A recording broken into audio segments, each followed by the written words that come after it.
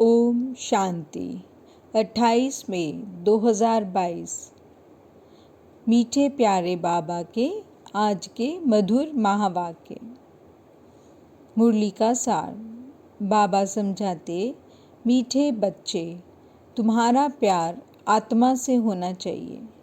चलते फिरते अभ्यास करो। मैं आत्मा हूँ, आत्मा से बात करता हूँ। मुझे कोई बुरा काम नहीं करना है। प्रश्न। बाप द्वारा रचा हुआ यज्ञ जब तक चल रहा है तब तक ब्राह्मणों को बाप का कौन सा फरमान ज़रूर पालन करना है? उत्तर। बाप का फरमान है, बच्चे, जब तक यह रुद्र यज्ञ चल रहा है तब तक तुम्हें पवित्र ज़रूर रहना है। तुम ब्रह्मा के बच्चे, ब्रह्मा कुमार कुमारी कभी विकार में नहीं जा सकते। अगर कोई इस फरमान की अवज्ञा करते हैं तो बहुत कड़े दंड के भागी बन जाते हैं। अगर किसी में क्रोध का भी भूत है तो वह ब्राह्मण नहीं। ब्राह्मणों को देही अभिमानी रहना है, कभी विकार के वशीभूत नहीं होना है। गीत। ओ दूर के मुसाफिर, हमको भी साथ ले ले रे। ओम शांति। दूर के मुसाफिर को तुम ब्राह्मणों के बगैर कोई भी मनुष्य मात्र जानते नहीं हैं। बुलाते हैं, हे परम धाम में निवास करने वाले परम पिता परमात्मा, आओ। पिता कहते हैं, परंतु बुद्धि में नहीं आता है कि पिता का रूप क्या है, आत्मा क्या है। भल समझते हैं, आत्मा भृकुटी के बीच सितारे समान रहती है, बस और कुछ नहीं जानते। हमारी आत्मा में 84 जन्मों का पाठ भरा हुआ है। इन बातों का कुछ भी ज्ञान नहीं है। आत्मा इस शरीर में कैसे प्रवेश करती है यह भी नहीं जानते हैं। जब अंदर चुर-पुर होती है तब पता पड़ता है कि आत्मा ने प्रवेश किया। फिर जब परम पिता परमात्मा कहते हैं तो यह भी आत्मा ही पिता कहती है। आत्मा जानती है यह शरीर लौकिक पिता का है। हमारा बाप तो वह निराकार है। ज़रूर हमारा बाप भी हमारे जैसा बिंदी स्वरूप होगा। उनकी महिमा भी गाते हैं। मनुष्य सृष्टि का बीज रूप, ज्ञान सागर, पतित पावन है, परंतु कितना बड़ा व छोटा है यह सबकी बुद्धि में नहीं बैठता है। पहले तुम्हारी बुद्धि में भी नहीं था कि हमारी आत्मा क्या है। भल परमात्मा को याद करते थे कि हे परम पिता, परंतु कुछ भी जानते नहीं थे। बाप तो निराकार है, फिर वह पतित पावन कैसे ठहरा? क्या जादू लगाते हैं? पतितों को पावन बनाने ज़रूर यहाँ आना पड़ता है। जैसे हमारी आत्मा भी शरीर में रहती है, वैसे बाप भी निराकार है, उनको भी ज़रूर शरीर में आना पड़े, तब तो शिवरात्रि अथवा शिव जयंती मनाते हैं। परंतु वह पावन कैसे आकर बनाते हैं यह कोई भी जानते नहीं हैं, इसलिए कह देते हैं सर्वव्यापी। प्रदर्शनी में अथवा कहाँ भी भाषण आदि करने जाओ तो पहले पहले बाप की ही पहचान देनी है, फिर आत्मा की।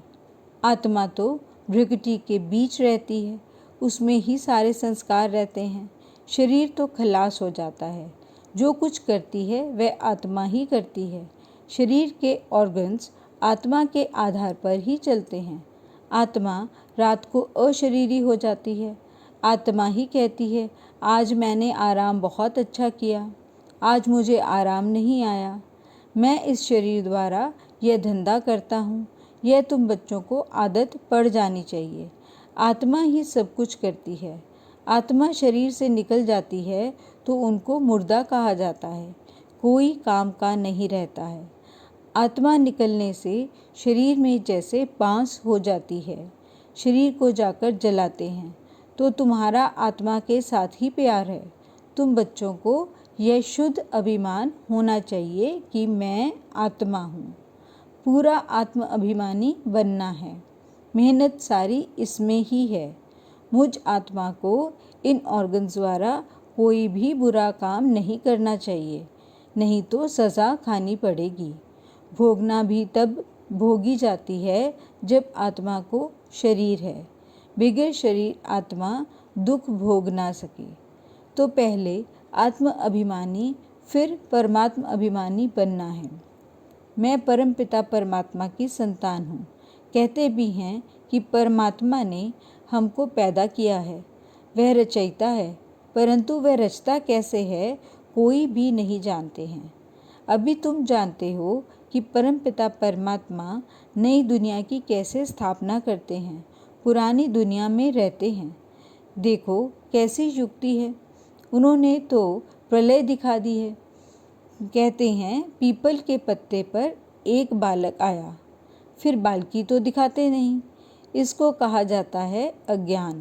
कहते हैं भगवान ने शास्त्र बनाए, व्यास भगवान तो हो ना सके। भगवान शास्त्र बैठ लिखते हैं क्या? उनके लिए तो गाया हुआ है, वह सब शास्त्रों का सार समझाते हैं। बाकी इन वेद शास्त्र पढ़ने से कोई का कल्याण नहीं हो सकता। समझो ब्रह्म ज्ञानी हैं, समझते हैं ब्रह्म में लीन हो जाएंगे। ब्रह्म तो महतत्व है, आत्माएं वहाँ रहती हैं। यह ना जानने कारण जो आता है सो बोलते रहते हैं, और मनुष्य भी सत सत करते रहते हैं। बहुत ही हठ योग प्राणायाम आदि करते हैं। तुम तो कर ना सको। तुम नाजुक कन्याओं माताओं को क्या तकलीफ देंगे? पहले तो माताएं राज विद्या भी नहीं पढ़ती थी। थोड़ी सी भाषा सीखने के लिए स्कूल में भेजा जाता था, बाकी नौकरी तो करनी नहीं है। अभी तो माताओं को पढ़ना पड़ता है, कमाई करने वाला ना हो तो अपने पैरों पर खड़ी हो सके, भीख ना लेनी पड़े। नहीं तो कायदे अनुसार बच्चियों को घर का काम सिखाया जाता है। अब तो बैरिस्ट्री डॉक्टरी आदि सीखती रहती हैं।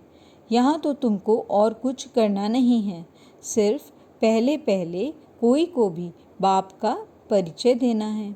निराकार को तो सभी शिव बाबा कहते हैं, परंतु उनका रूप क्या है कोई भी जानते नहीं है। ब्रह्म तो तत्व है, जैसे ये आकाश कितना बड़ा है, अंत नहीं पा सकते, वैसे ब्रह्म तत्व का भी अंत नहीं है। उनके अंश मात्र में हम आत्माएं रहती हैं, बाकी तो पोलार ही पोलार है। सागर भी अथाह है, चलते जाओ, पोलार का भी अंत नहीं पा सकते।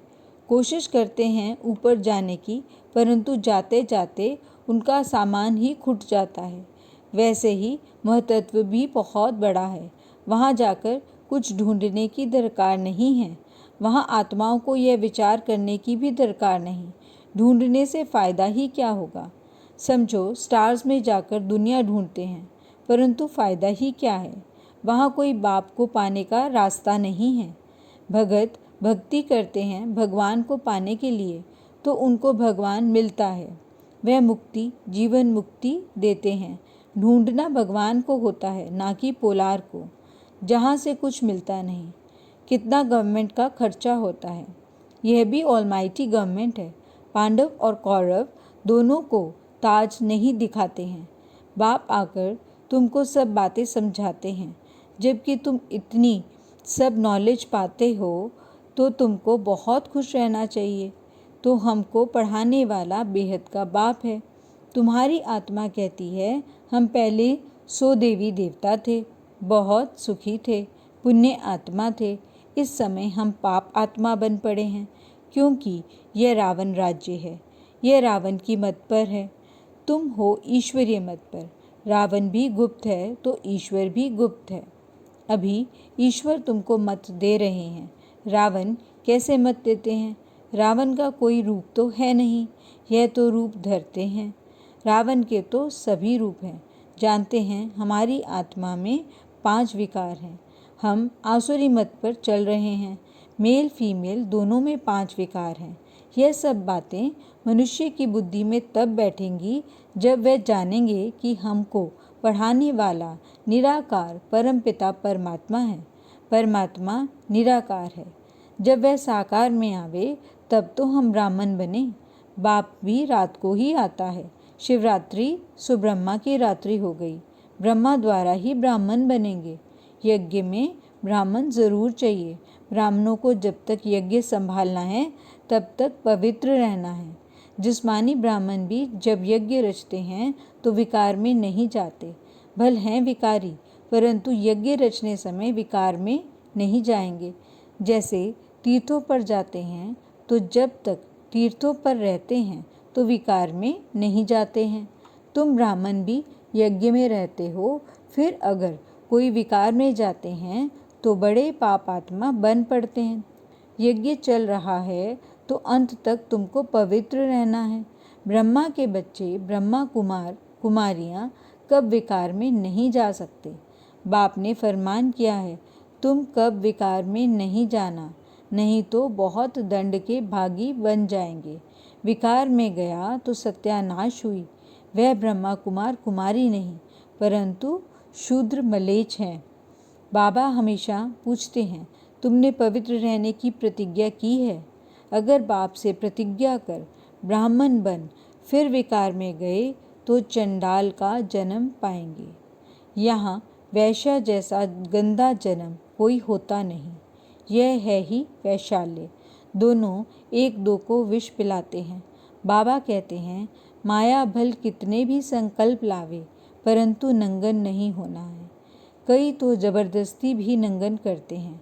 बच्चियों को ताकत कम रहती है। पवित्रता के साथ चलन भी बहुत अच्छी चाहिए।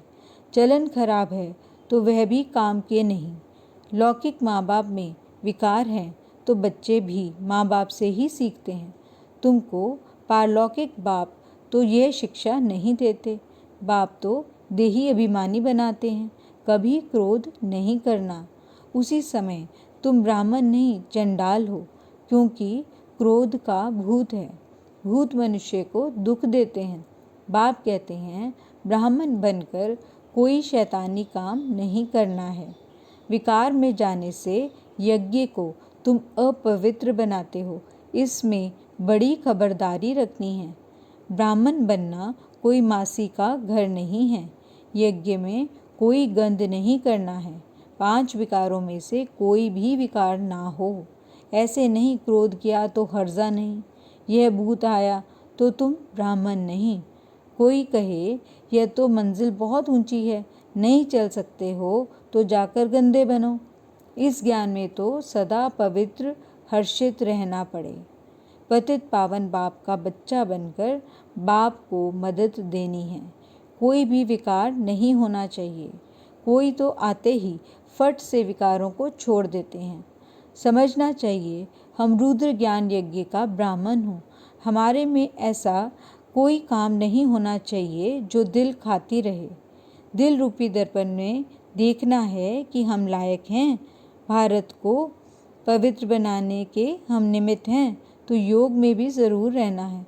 सन्यासी लोग सिर्फ पवित्र बनते हैं, बाप को तो जानते ही नहीं।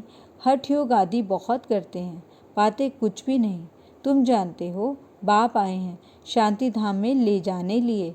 हम आत्माएं वहाँ की निवासी हैं। हम सुख धाम में थे, अब दुख धाम में हैं। अभी है संगम।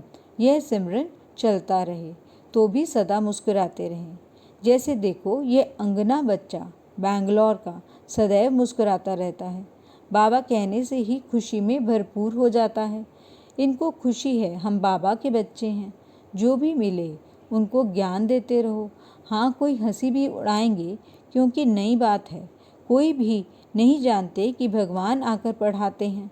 कृष्ण तो कभी आकर पढ़ाते नहीं। अच्छा, मीठे मीठे सिकिलदे बच्चों प्रति माता पिता बाप दादा का याद प्यार और गुड मॉर्निंग। रूहानी बाप की रूहानी बच्चों को नमस्ते। धारणा के लिए मुख्य सार। पहला पॉइंट, रुद्र ज्ञान यज्ञ का ब्राह्मण बनकर ऐसा कोई काम नहीं करना है जो दिल को खाता रहे। कोई भी भूत के वशीभूत नहीं होना है। दूसरा पॉइंट, पतित पावन पाप का पूरा मददगार बनने के लिए सदा पवित्र और हर्षित रहना है। ज्ञान का सिमरन कर मुस्कुराते रहना है। वरदान, चित्त की प्रसन्नता द्वारा दुआओं के विमान में उड़ने वाले संतुष्ट मनी भव। संतुष्ट मनी उन्हें कहा जाता जो स्वयं से, सेवा से और सर्व से संतुष्ट हो। तपस्या द्वारा संतुष्टता रूपी फल प्राप्त कर लेना, यही तपस्या की सिद्धि है। संतुष्ट मनी वह है जिसका चित्त सदा प्रसन्न हो। प्रसन्नता अर्थात दिल दिमाग सदा आराम में हो, सुख चैन की स्थिति में हो। ऐसी संतुष्ट मनियाँ स्वयं को सर्व की दुआओं के विमान में उड़ता हुआ अनुभव करेंगी। स्लोगन: सच्चे दिल से दाता, विधाता, वरदाता को राज़ी करने वाले ही रूहानी मौज में रहते हैं। अच्छा, ओम शांति।